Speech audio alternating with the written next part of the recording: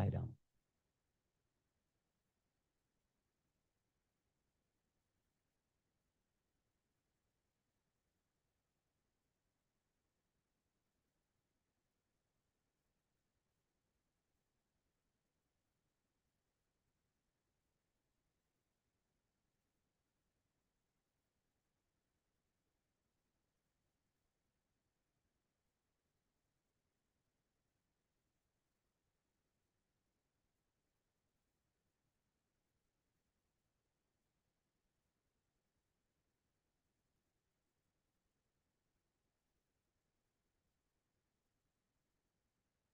Sai Ram.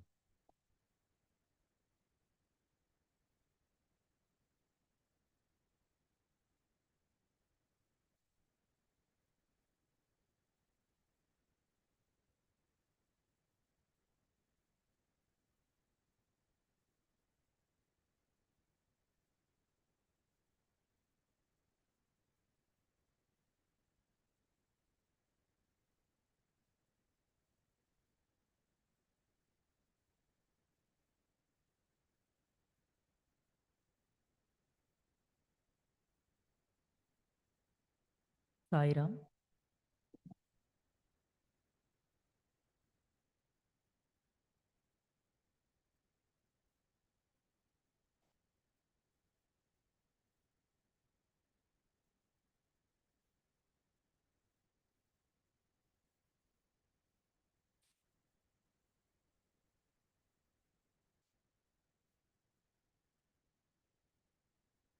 I was sure whether I mute my speaker.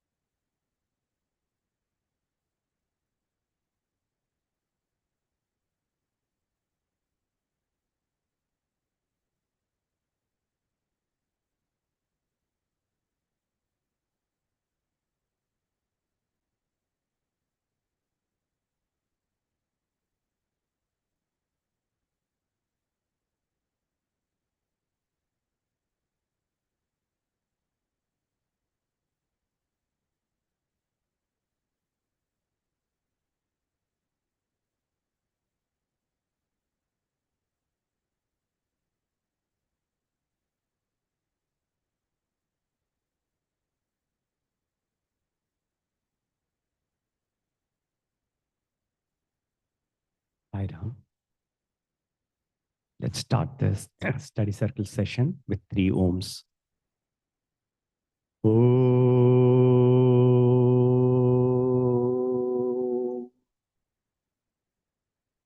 Om.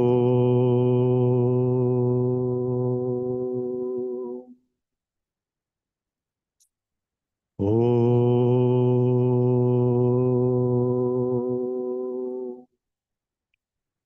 Sai Ram, thanks to everyone for participating in today's study circle session.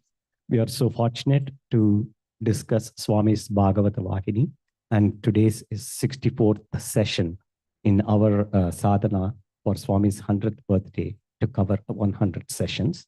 So we are so blessed. Let's start today's session with a small prayer to Swami.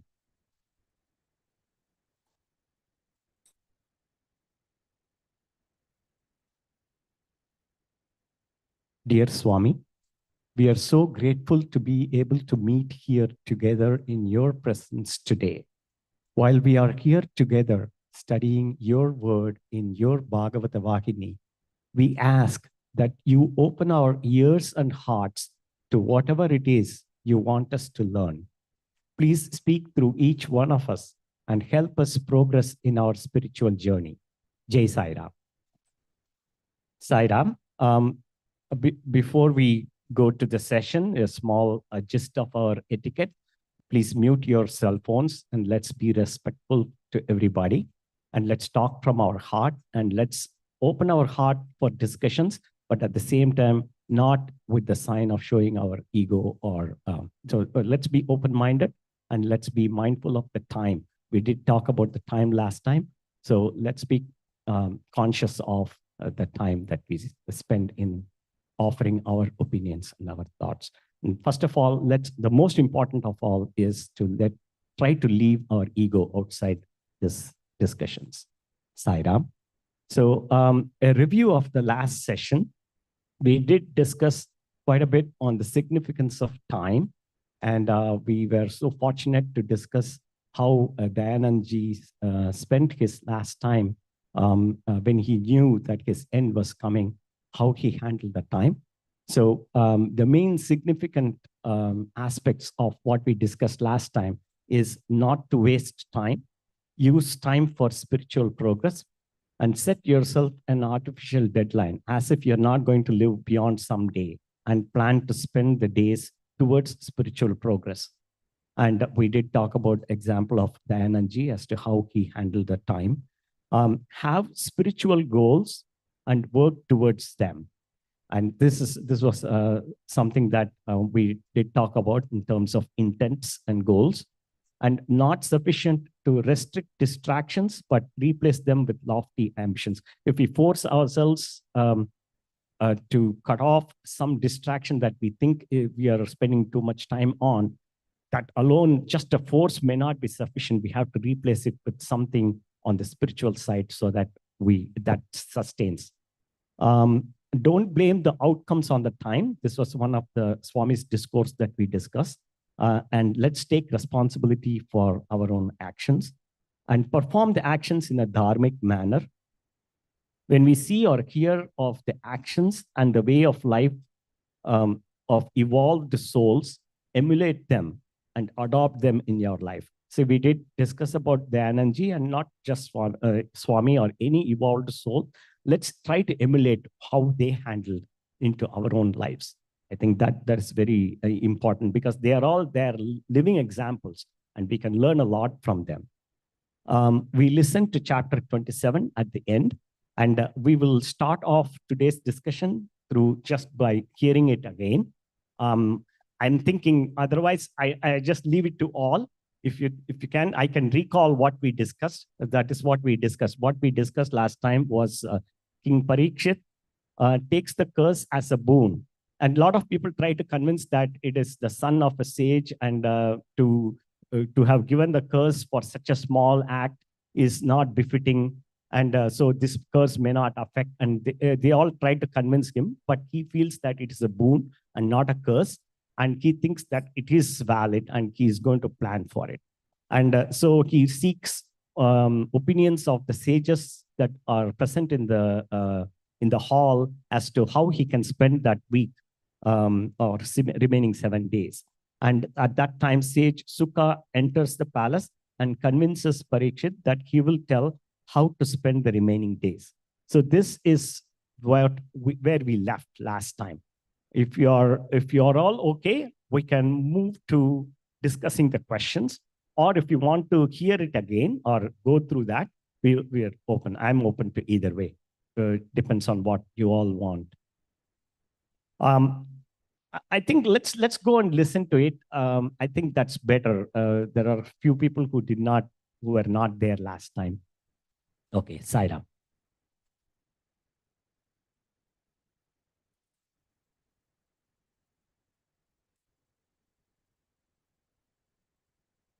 It's not.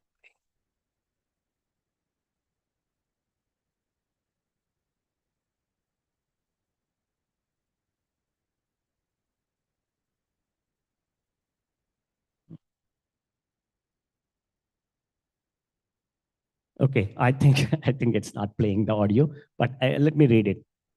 Some ascetics who heard the story of the curse from the lips of the king were so incensed at Samika's son that they declared he must be a fake, an unworthy child. No child born of a sage of Samika's stature would ever pronounce such a devastating curse for such a trivial misdemeanor. He must be an ignorant fool or a madcap, they guessed. How could the curse emanating from such a one take effect? They asked. The king can't come to harm as a consequence of his curse, they affirmed. They tried to convince the king that he need not fear on that account.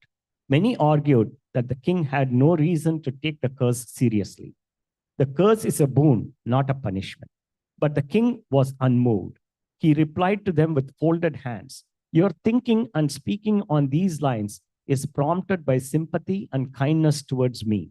But I know that the wrong I committed is not light and inconsiderable. Is there a more terrible sin than casting insult on those deserving reverence? Besides, I am the king, responsible for their welfare and the maintenance of their honor. How can my act be dismissed as light and inconsiderable? Moreover, if you consider it deeply, the curse pronounced by the boy is no curse at all. Instead, it is a great big boon. I had fallen into the well of sin called empire. I had deluded myself into the belief that pleasure is a be all and end all of life. I was leading the life of a mere beast, and I had forgotten God and my duty towards him. God himself has, by this means and through this instrument, directed me along the correct path. God has blessed me. This is a boon, not a punishment, as you imagine. Tears of joy and thankfulness flowed from the king's eyes. He was visibly moved by extreme sincerity and devotion. He was uttering what he felt in calm, unruffled contentment. The ascetics and subjects around him were amazed at his equanimity. They knew his declaration was true. King, facing death, seeks advice of sages. The aged ascetic rose. Standing before the wailing populace, he addressed the gathering. O best of kings, your words are rays of sunlight to the hearts of the ascetics. They are so appropriate to your lineage and upbringing, for you are a Pandava born. The Pandavas never even once slipped into wrong or sin. They always held fast to the feet of Hari, the Lord. They stuck unwaveringly to the commands of the Lord. When the Lord returned to his abode, they gave up the kingdom as a result of spontaneous renunciation and left for the northern regions. Today, you are following this holy path since you belong to this great clan which has inherited this way of life. The king prayed to them with palms folded in adoration. O best among ascetics, I have just one doubt. Please remove it from my mind. Make my days worthwhile. Tell me what it is, responded the ascetic. The king asked to be informed what the man for whom death is imminent can best do. One sage rose and said that, as far as time permitted, one could perform sacrifices and rituals, yagas and yajnas, or one could engage himself in repetition of the name of God, japa, or spiritual exercises, tapas, acts of charity or pilgrimages, or fasts or ritual worship. Another declared that liberation can be acquired only through the acquisition of spiritual wisdom, jnana. A third spoke of the supreme importance of holy acts prescribed in the Vedas and scriptures, sastras. Some others argued that cultivating devotion to God is the best method of using the weak, for the Lord is won over by devotion alone. In this confusion of conflicting opinions, the king sought the true path, and the ascetics were silenced by the king's persistence in getting a real answer to his problem. Parikshit is overwhelmed by sage Sukha's presence. Meanwhile, a youthful ascetic with an extraordinarily bright face and a personality of attractive splendor moved through the gathering of aged sages like a fast stream of light. Reaching the king, he seated himself on a height. The onlookers were amazed at this sudden appearance. Some were stricken with curiosity about his antecedents. To all outward appearance, he was the son of an ascetic, but his stance, his pose, his poise, his personality, all affirmed that he was a master. In years, he was quite tender, but a divine halo bathed him. One wise old sage identified him and approached him reverentially with folded palms. Blessed indeed, all of us. This ray of divine effulgence is no other than Sri Shuka, the precious offspring of Lord Bhagavan Vyasa. Introducing the stranger thus to the gathering, the sage continued. From the moment of birth, this person was free from all attachment. He is the master of all knowledge. The king heard this and shed tears of gratitude and joy. He rose like a kite in the air, so light and full of joy, and fell prostrate at his feet. His palms were folded in prayer, and he was straight and silent as a pillar. He was immersed in bliss.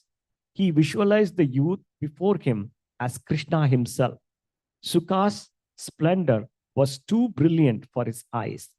To the king, his charm appeared equal to the god of love. The black curly rings of hair moved like black serpent hoods hovering over the white oval face. As stars amidst the dark clouds, his eyes shed cool luster and shone extraordinarily bright. A smile showered drops of joy from his lips. The king neared Sukha with slow steps. His voice was broken and indistinct, and his throat quivered with emotion. He said, Master, I have no strength to describe the depth of your grace. Every act of yours is aimed at the welfare of the world. It is indeed my fortune that I had your sight, darshan, so easily today, for I know it can be won only by protracted and persistent effort. Oh, how fortunate I am. I must ascribe it to the merit earned by my grandparents. He stood with tears of joy streaming from his eyes, overcome with the grateful joy at Sukha's presence. With a smile hovering on his lips, Sukha directed the king to sit by his side. He said, O king, you are no doubt straight and steadfast in moral conduct. You are ever intent on the service of the good and the godly. Your meritorious life has drawn this large gathering of sages around you today. Or else these ascetics who are concerned with spiritual discipline would not have left their schedules to come here and pray for you to attain the realization of the highest. This is no act of charity. You have earned this gift by many lives spent virtuously and well. What should a person facing death do? The king was gazing with devoted admiration at Sukha's face while he was speaking to him. Suddenly, he raised his head and addressed the young sage. Lord, I have a doubt pestering me. Remove it and give my heart peace. I was laying it before this assembly when you came. I know you can solve my doubt in a trice. It must be child's play for you. Sukha interrupted him. Parikshit, I came here only to solve this doubt that is pestering you. You can ask me what you have in mind. I'll resolve your doubt and grant you satisfaction. When the great Sukha uttered these words, the sages exclaimed, What great fortune! Blessed indeed. They all clapped their hands in joy so loud that the acclamation reached the sky.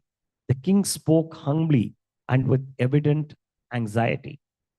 Lord, what should a person facing death who is aware of the oncoming of the end, engage in? What should his mind dwell upon? At succumbing to death, he should not be born again. When that is his prayer, how should he spend the days at his disposal? This is the problem that is bothering me at present. What is my highest duty? The king pleaded again and again for guidance. Fix the mind on the Lord by listening to his glory. Sukha answered, O king, withdraw your mind from worldly thoughts and fix it on Hari, the Lord, who charms all hearts.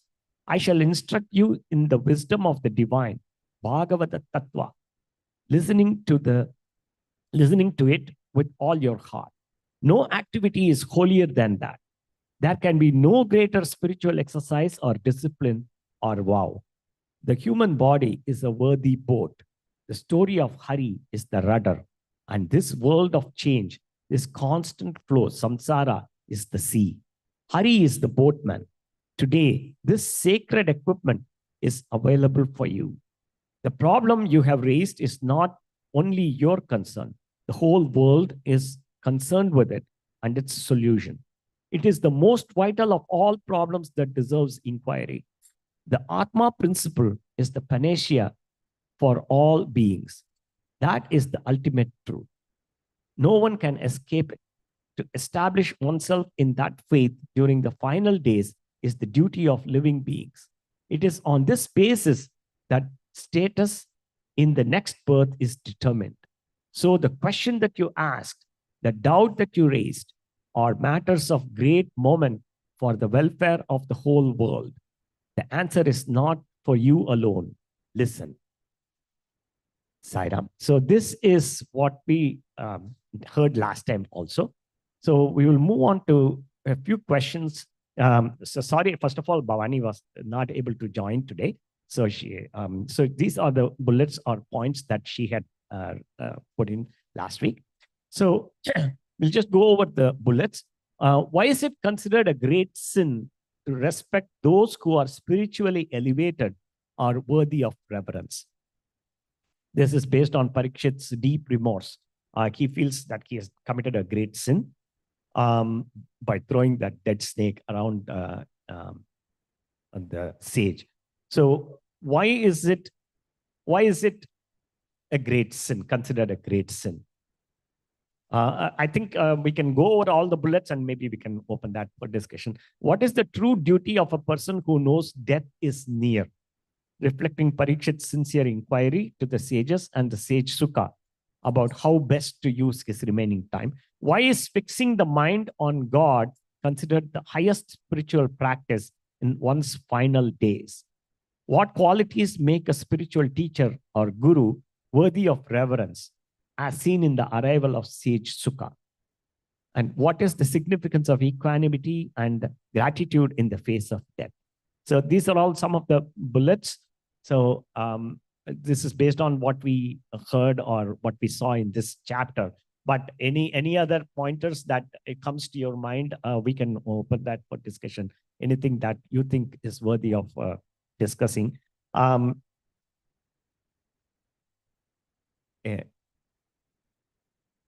I think we can start off with the true duty of a man who knows death is near. We did discuss about that in some context, not with respect to this chapter, but generally last time also.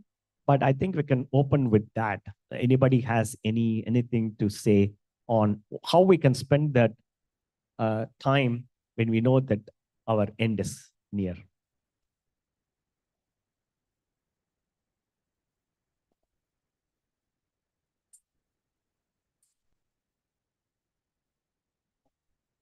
Well, one thing is we are all near.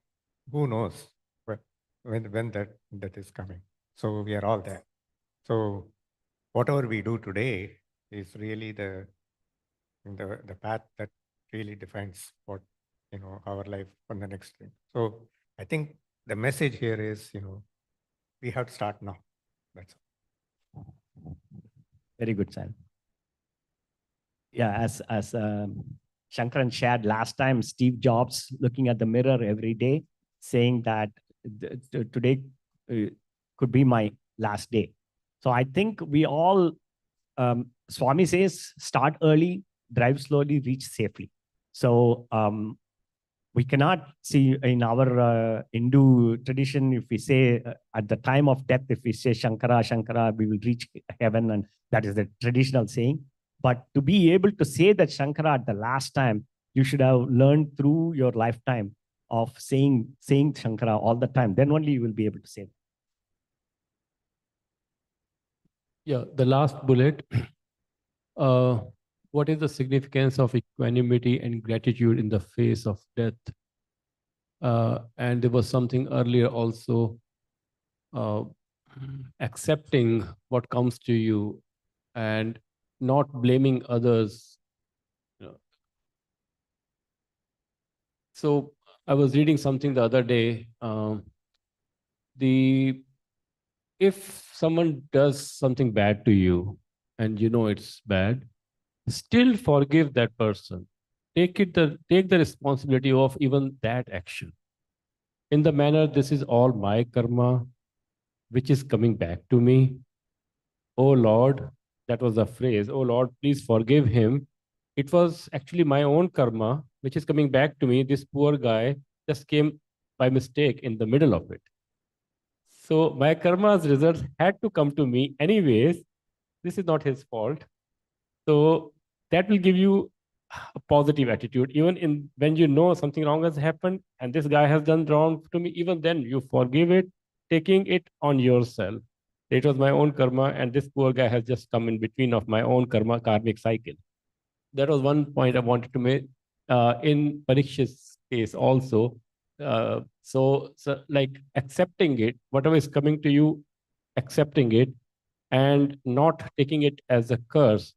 There's always a positive thing behind it. If you think deeply or if you train your mind accordingly, there's always something positive behind. Try to look for a positive. I was talking to someone else the other day. He said, oh, I had a loss of 300,000. He was still praying to God and saying thank to God. The loss could have been 10,000. You saved it, and so in all the negatives, even in the curse, try to get the positive out of it, for your benefit. Very good, Sarah.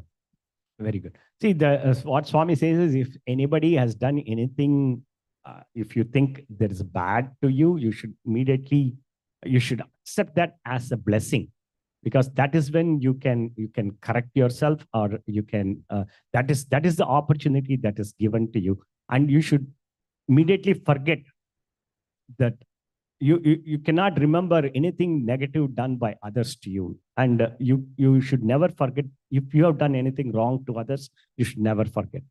You should remember that all the time, so that you can work on it and then make yourself better, because all the change is possible only you can change yourself. You cannot change anybody else. Yeah, what Manoj said just now, there was an actual example that occurred. It came in the news. There was this police officer who had probably after a very long duty hours, the lady police officer, entered into a wrong apartment, and he, then saw this, and this person sitting there, and she thought somebody is come to her house, and so shot that person.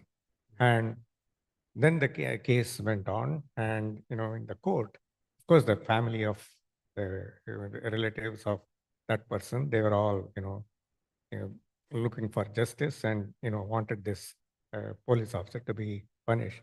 There was one cousin of that victim who, at the end of the whole thing, came to her and said, I'm going to pray for you. I know that you did not mean to do this. And, so he actually is belonging to the group where they have lost a person. And yet he just did what Manoj just said.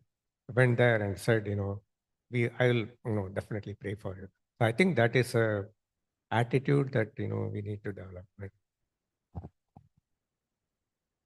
One thing, just to extension of what most of the times we feel, but we are not good at expressing that. That's one thing very important. I mean, like that in that contest, the person who went, and he may, a lot of other people must be feeling the same thing, but going there and expressing is one thing. I mean, we need to get better at. Very good point, Sarah. Many times we just keep to ourselves. We don't take that one step, one extra step to either thank somebody or praise somebody. So that something stops us from doing it. I don't know what it is. That's the ego, I think. I mean, I know it's the ego, but that ego comes either, I don't know how that ego is coming and stopping from praising somebody. What do we lose in that one? I don't know. But somehow it just, it's an inertia maybe, or it's our habit, or some people come and always they say, oh, that's excellent. You did that. You did good. Maybe it's a sadhana also. I think it's a sadhana. Say sorry or to praise, ego comes.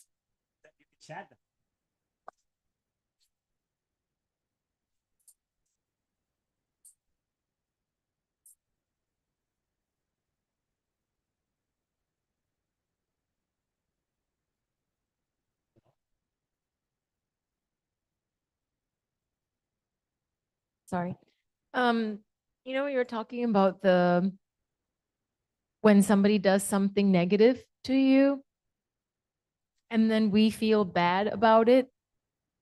The other way to look at it too is like we're giving that person so much power, because let's say they did something to you, right? They're already gone. Like you are not that important for them to be thinking what they did.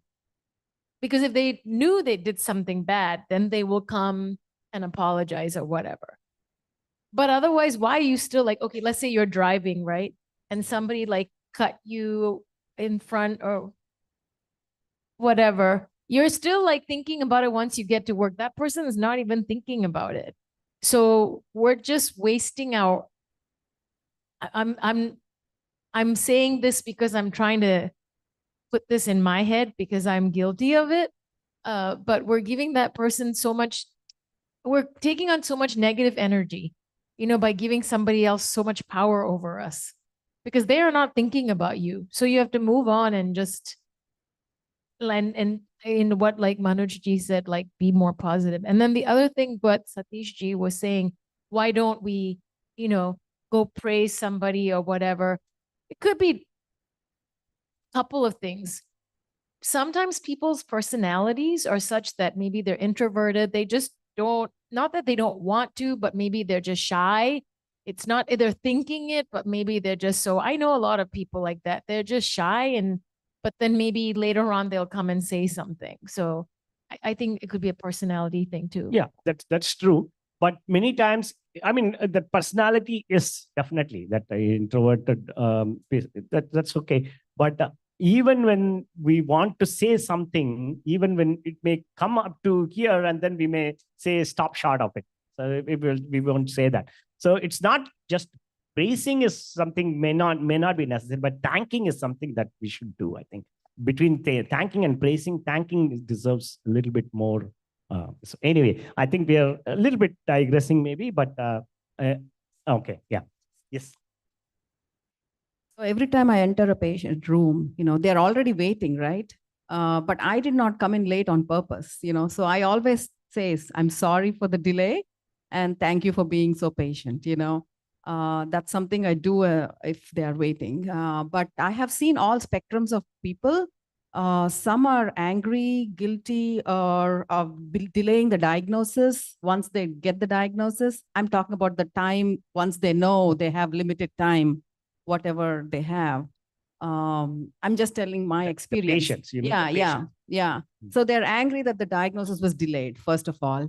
And then they have only limited time, whether they can see their grandkids or kids' graduations or marriages, or they're just very angry. And I have seen other people like Diane and G, you know, who dealt with it with grace, you know, even till the end. I just feel sad for the people who are so angry and whatever time they have, they don't spend it worthwhile, you know, make it worthwhile, you know, but everybody's in their own phase of their life of maturity and accepting. They take their own time, whether they're days, weeks, months. We try to help with whatever is needed is what we give the confidence. But even then, they're so, I mean, everyone has their own karma or something. They're not able to, whatever limited time they have to spend it worthwhile with family is what they think. They blame it on, and some are angry on God also, you know. So why, you know, yeah. So everybody's in their own phase of, we can't change that. We can tell, don't be angry, you know, make your time worthwhile and spend your time with family, friends. That's their main goal. But sometimes we can't help in those regards, you know. Yeah. So I appreciate her comments. So that exactly is our sadhana. That's what we are gathering here for. We are, but you know, that's what we have to learn. It's a repeatedly telling yourself about these positive things, even though I'm so guilty of not following it myself. But by repeatedly saying it, listening to it, listening to it, saying it, listening to it, we are training our mind going in that direction. Maybe one day we'll get that positive attitude.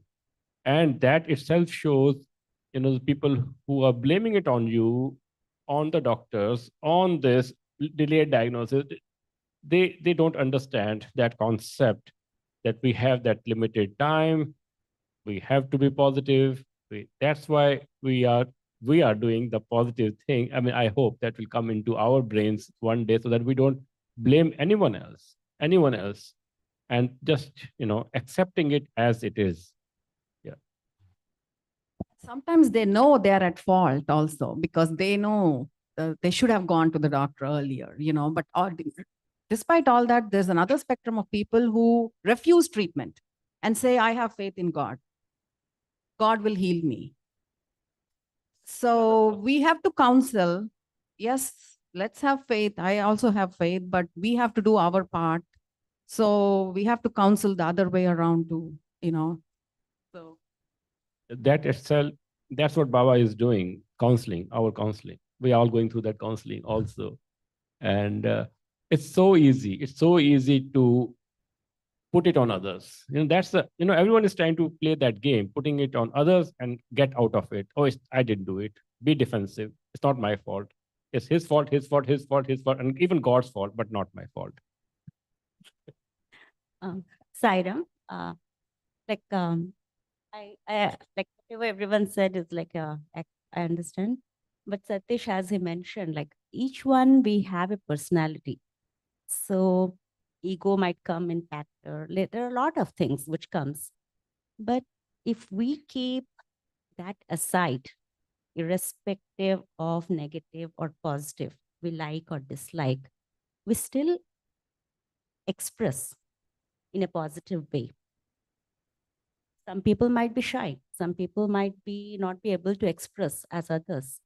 But if we keep doing what we are supposed to, keeping our vices aside, then maybe our actions will reflect on others. And we tend to bring that change in others. That's a good point. So the thing that I would love to say, one thing coming to US, you don't know a person, you don't know anybody, but that smile, that greeting, irrespective of you know them, you don't like them, or either, that brings back a smile on us. And we tend to do that to others. So the same way with our words too. So thanking is a way of being grateful, not we like them or we dislike, but that's something we are thanking God in a other way. So we should keep continuing. Very good said. After Shankar. Yeah. Yeah. And so one thing that Satish mentioned, you know, in my case, I can say the presence of mind, you know, even it has to come also. Yeah. It's always very late for me. The presence of mind is not there. So even if you want to thank, something you say at that point, you know, oh, I wish I had said that. Yeah. But that thought doesn't come, you know, that itself is a issue that it could be that. Other one point that you just made is saying hello, you know, is such a powerful, which I learned when I came first to the country. I was in the graduate school. There are 8 people in an office. And, you know, you see a lot of people coming and talking to each other, but, you know, nobody will talk to me. And so I was wondering why, this. So you first thing you say, okay, you're a different skin color and all these, first thought is all negative thoughts. But then, you just one time, you just do something, say hello or some, they drop something, you just pick it and give it. And the next moment, from that time onwards, they become, very friendly to you. So, in fact, and I asked that question to somebody, they said, when they, just like we are seeing new faces, they are also seeing new faces, and they do not know what exactly is the thing that breaks the ice. And so they don't want to, they just keep their distance from it. So I think that is another. Just listening to everybody, so here, when we're here, we're all in this, our behavior is the same, and we're kind of like on our best behavior, right? Because we're all of like-minded. So I guess as soon as I get out, and whether I'm driving or whatever my actions, and this is the tough part, I will have to ask myself, and I'm going to try to do this moving forward because I failed. What would Baba do? So if somebody did something negative to me, what would Swami do? Because what's the point of me coming here every single week or reading, trying to understand if I can't even do something as simple as that? Because I think, and correct me if I'm wrong, ultimately that's what it is. What would Swami do? So I just have to keep remembering that. Yeah, that's very good, Sai. Saujay, you must be facing, because especially your role as an oncologist. So people invariably, your patients are there, their end is somewhere in the near future. So, and as you said, some of them will be angry at you for their situation because they are helpless, they can't do anything. How do you handle that situation? Like, what do you tell them? How do you counsel them? All the diagnosis has been made by the time they come to me. So they are angry on the other doctors who didn't make it. But then when the treatment fails, or when it's progressing, and or if there are no options, and even if they go to bigger centers or travel, even they may not have good options, and it's time that their body can't handle treatment anymore. They're so weak that they cannot take any more treatments, even if they're available. That's when the difficult part is, to let go, to say, okay, it is okay. Death is a part of life too. To accept that, it's not easy for most of them. Some of them do, because they have more wisdom in them, or they're ready for it. They get ready. They have to go through some time, to take time to say, okay, it's okay not to get any further treatment. Let me be comfortable. Let me be at peace. To achieve that, everybody takes their own time. Some do it within a week, some take months, some take forever, Now, some people are placed on hospice, but then they'll say, oh, they told me I'll be gone in 6 months, but I'm still here. So can I come off of hospice? So there are some people like that, So a number doesn't work in these situations. Usually you can guess, but yeah, I do face all these situations. And the best that I have seen, some of them have humor still till the end. They take it with pride, with whatever they are having to face with, whether it's pain or being in the bed, confined in all those difficulties. Some of them handle it very well. We make them comfortable. We tell them these are all available to use and all that. But each one of them, personality, like she said, everybody has a different personality and support system and all that. With everybody's support, family, friends support, they are at peace. So they spend time together at the end of the life. So everybody's situation is different. Everybody's personality is different. So they have to take that time to, and some people are like, how long, how much more? Even right in front of them, they will ask the family members, how much longer? Biggest question. They'll ask right in front of the patient itself. The patient doesn't want to know, because they know, whatever I have, I'll live, So everybody has those questions, and answers are not that clear cut. So that's where comes the difficulty to go through this. But if your question is the way they deal, mostly I see if they are in peace with themselves and with God, with faith, they are the easy ones that handle it the best. Just like we all saw how Dayanandji handled it. That he said the body is ready to go. That's what he used to say when I went and visited him, with a smile. You know, he was I think that's the best way I have seen them deal with it. But not everybody are in that state of maturity and wisdom and to think like that, right? So they struggle. They all till the end. I feel sad because if they are in peace, they can handle the rest of the days better. But I can't instill that peace in them. They have to gain it through their own life experiences and like how we are all gaining wisdom from these. Yeah, that exactly is the training we always talk about. That exactly is the training for those days to come. It will come to all of us in some form or the other form. It will come. So it's our training. And this is the time to train ourselves. A person will not go to a doctor for 45 years. He comes at the age of 70 or 65, I said, and diagnose me. Do all that. I did not have insurance for 45 years. Now I got insurance. Do all the tests for me now. Not possible. And that you miss one test, they will catch you from your throat. You did not go to the doctor. There's no penalty to you not going to the doctor for 45 years. You were smoking. You did not listen to anyone. There's no penalty for all those wrong deeds you did for half of your life, like most of your life. But for one visit, one doctor, just because you did not order that particular test, you are at fault. So all the guilt they want to vent out to somewhere. They need a vent out place. And doctors are the best vent out places for them to, you did not do, my previous doctor did not do this. What did you do? You should be jailed for not following the basic things. Your wife should be also in the jail, who was not telling you not to smoke, not to drink, not to do this. So all those faults are not. Guys, people come, oh, is my CT okay? Is my CT okay? I said, that is okay. But have you quit smoking? No, I have not quit smoking, but repeat the CT next year again.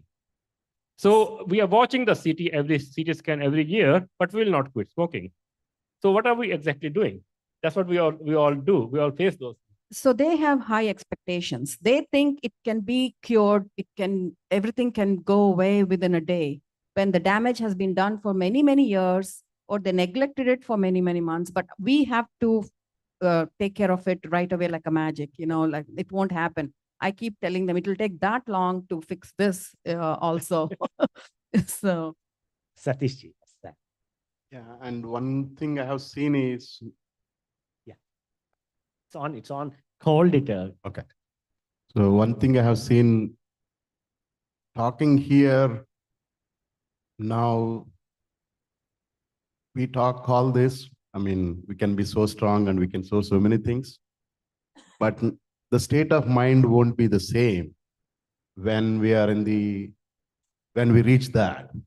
So it's hard to, whatever we discuss, I mean, I know that's where the maturity and all those things come.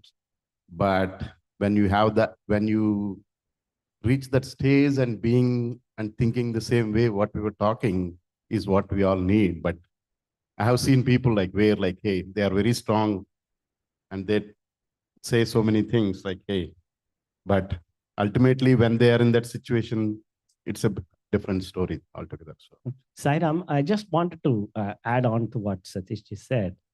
See, in the case of a patient who is having this disease, a cancer or a deadly disease, they know that their lifetime is short. How can we be assured that we are going to live long? What is the assurance that is given to us saying that we are going to live long? They know their end is, I mean, anybody can leave at any time. So that's what Swami says. I mean, we have to assume or at least be prepared that our end is also coming. It can come anytime and work towards that. And instead, as Saujanya portrayed the two different spectrum of people, We know that the way the angry reaction, all that is going to just affect their peace of mind. They've lost their peace, and remaining period, whatever period they're going to live, they are going to feel miserable. And the other spectrum, they are going to be peaceful. We saw the energy in the real life, how he handled it. So instead of being peaceful, you're going to be miserable. And so for that, all our sadhana, whatever we are doing here in the satsang, whatever we are learning, we have to put them into practice. Otherwise, it's not going to come as a magic wand. It's not going to happen like when we know that, we may or we may not even know our death is when. But at that time, even if we know that it's going to come, I don't know if we can just start immediately becoming spiritual. I don't know if it's possible. We have to train ourselves. I think that is the whole reason why we are having this sadhana.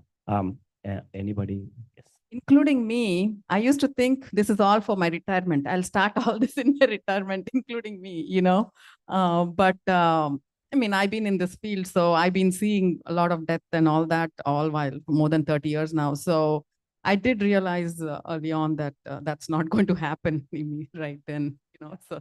We take life for granted. We think that it's not going to happen to us when we see such people.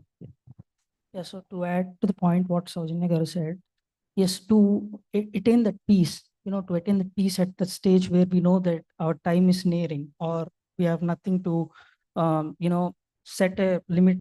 We crossed our limit. So to attain the peace, the most important thing I feel is detachment.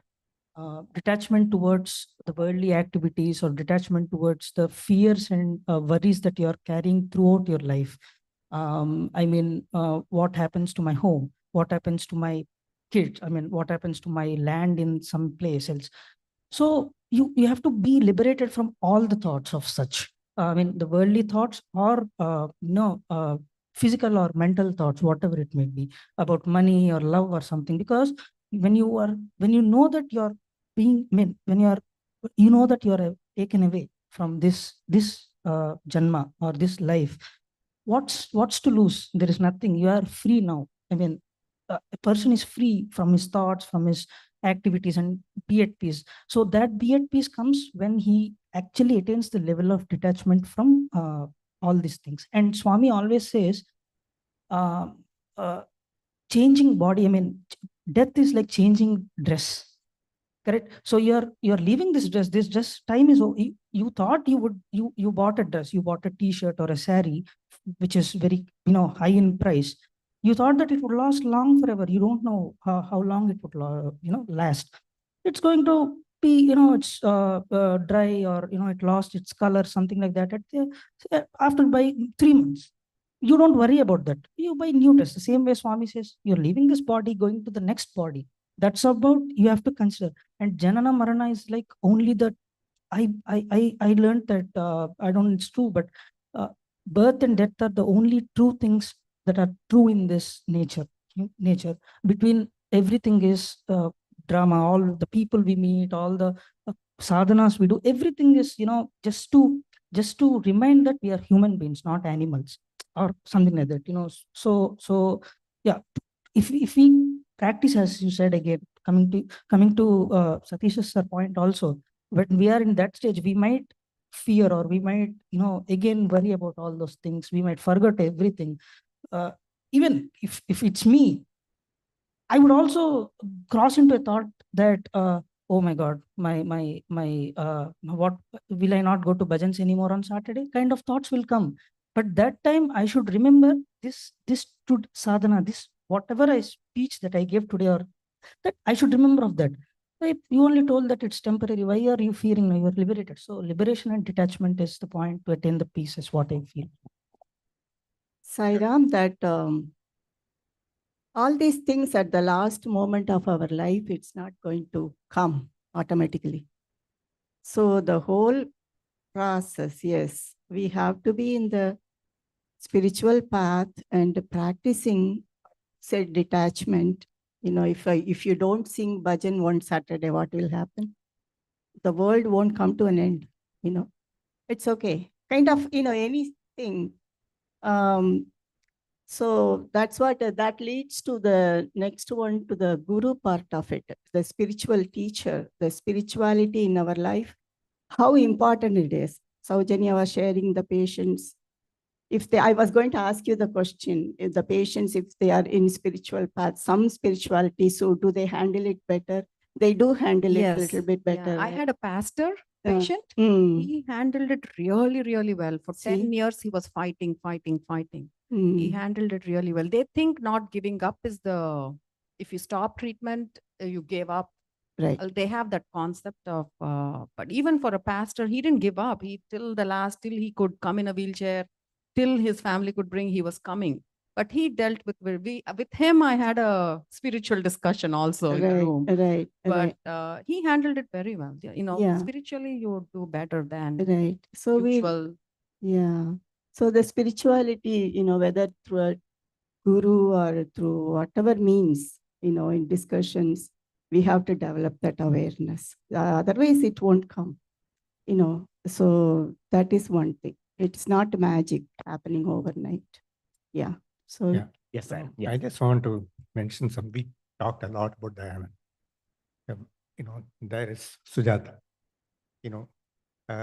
Right here, I don't want to put you in a spot, Sujata, but then, I have to say this. Sujata's life, how she leads the life is a good example of, what we can do here. Like Swami says, head in the clouds, feet in the ground. She makes sure that, whatever needs to be done here is done, but she always keeps that spirituality in mind.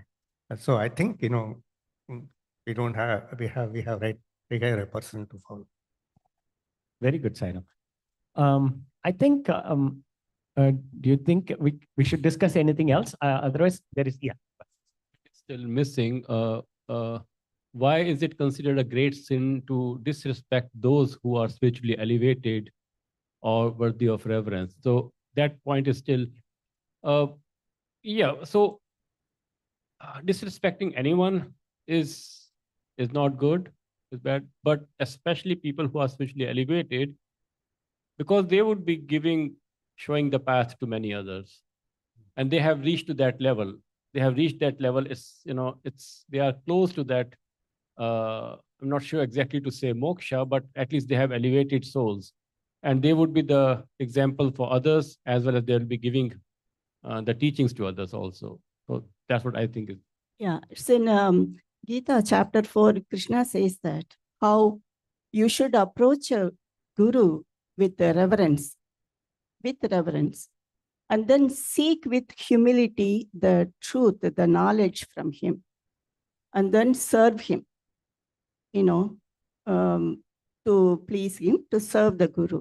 So it is very, very important to approach the guru with reverence, approach the elevated soul with reverence. That is very important. So it's still puzzling why Parikshit couldn't do that at that moment. So there are so many explanations for that. But that was an insult he did. But there are so many things I want to talk about the guru part of it. You have what qualities, we can discuss. We did talk about guru before, right? And in Bhagavatam also it says, the ignorance of the intellect in the soul of many births, lifetimes, we have the ignorance in us. It's not going to go away by itself. You have to seek a guru. You have to have guidance because they have the knowledge and they know the truth. So they can guide you. The ultimate goal for us to reach that spiritual, right, realization, then we do need help. We cannot do it on our own. Adi Shankara also says the same thing. You cannot achieve with the material outlook, you cannot achieve the spiritual knowledge. So it's very, very important to have a guru. If we don't have a guru per se right here, but we do have our Swami as our guru, we can follow his teachings. Very good. Sairam, we had a lot of discussion about life and death, and those are two realities that is proved now. Now, thinking about when I'm going to go and always lamenting on those days which one has, Instead of that, one should be enjoying the rest of the days he or she has. Why not? Make your family. Dayanand was the best example. In fact, I want to talk about, there was a movie, Rishikesh Mukherjee's movie, long back it came, and that was in the same subject area which Manojji Anand. So look at that character. He knew that I'm going to die in like 6 months or whatever, but he enjoyed those 6 months in a very precious way. He met different people, he enjoyed, he laughed, and he mingled with different people. So this is the other part of the scene which we can imbibe in our life, and the Anandji was this very good example. Very good, Sarah. See, the enjoyment is can be misconstrued also. It's not the materialistic enjoyment. It's not like I will go to Las Vegas and go gambling because I have not done that. I know I have only a short period. I will spend all my money. So that is the other way. So that is not the real thing. So more like towards getting peaceful. I mean, like that. I think that is the. Yes. I have a question in the chapter. So when they introduce the chapter, they introduce Sukha. So how are they? I mean, I don't know. What makes them feel that he is an elevated soul? The chapter did not say really. What are the qualities that made them? They all said he is. I still don't know. That was not explained in the chapter. I think when they are elevated, I think an aura or something tells. I think it shows up. That's how I feel. Nobody need to tell that this person is elevated. Just by their actions and their demeanor, I think people may be able to recognize that this person is elevated. Maybe their words, their way, the way they talk. But I have one thing about the first bullet. Yes, we have to be reverential. That doesn't mean that anybody we should be, because everybody is divine, right? So how can we disrespect anybody in that manner? So we shouldn't. So that's how I was thinking, that we should consider everybody, anybody who we see, as worthy of or spiritually elevated, because we cannot judge. We don't have any right to judge anybody. So they are all elevated, spiritually elevated. So we have to be reverential towards them. That's how I could think. There is a slight difference in the behavior. Respecting to what you said, everyone is divine. We have to be respectful to everyone. But whom will you give the highest seat or highest, the most respect? So they did not talk about 100 people who were standing there. The one who had all those qualities do deserve a better, position or respect than others. So there is always a hierarchy in that also. So yeah. I think we are running out of time. Anybody wants to add anything? We have about a minute. What is the significance of equanimity and gratitude? I think we did talk about it a little bit. We didn't touch on equanimity. Gratitude, definitely we talked about.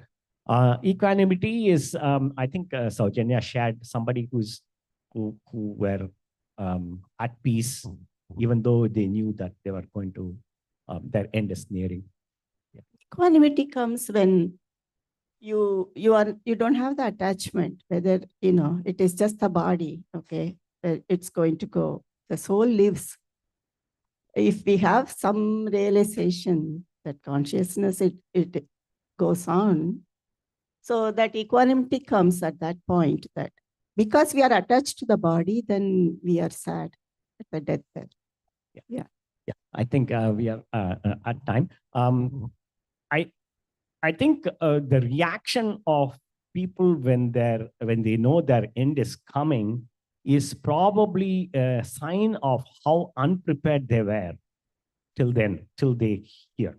So if you are prepared, then we will be able to handle that, because you are already prepared. It's like you're getting ready to go to some place and you know that you're going to go, and so you are already packed, you're all ready, then you're not going to panic. And you think that you're going to be here forever, and suddenly you say you have to go take the flight, then you're going to panic. I think that's probably a situation. I think it's all the more that we have to be ready, packing our baggage and be ready to leave. That is the where the Maya comes. We know that death is, definitely they say taxes and death are a sure thing in your life. You cannot escape. But still, we never prepare for death, right? That is the Maya. Like Vivekananda say, paupers and kings, everybody dies. But we all know that. That's one certainty that we have.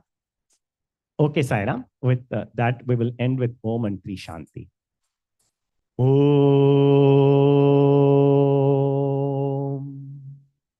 Shanti Shanti Shanti. Thanks to everyone for participating today.